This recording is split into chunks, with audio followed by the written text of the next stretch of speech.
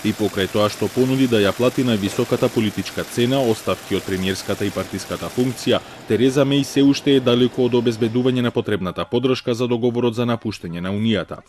2 часа траеше еуфоријата откако таа синоќа им соопшти на своите сопартијци дека ќе се повлече доколку договорот биде одобрен од парламентот.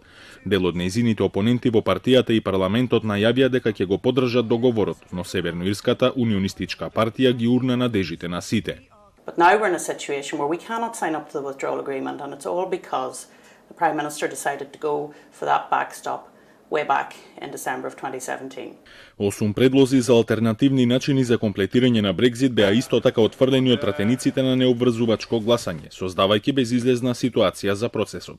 Everything in the House of Commons, all the way from a second referendum to a no-deal Brexit, has been rejected by MPs. So before we knew that Theresa May's deal wasn't very popular in the House of Commons, now we know every sort of Brexit option, every sort of route out of the current impasse isn't popular with MPs either. По сите одбиени опции во парламентот постои можност пратениците на крајот да се согласат за договорот на Меј. Well, certainly the fact that everything gets rejected makes Theresa May's deal look relatively more attractive to MPs. So it lost by 149 votes. It looks like it will be closer again next time.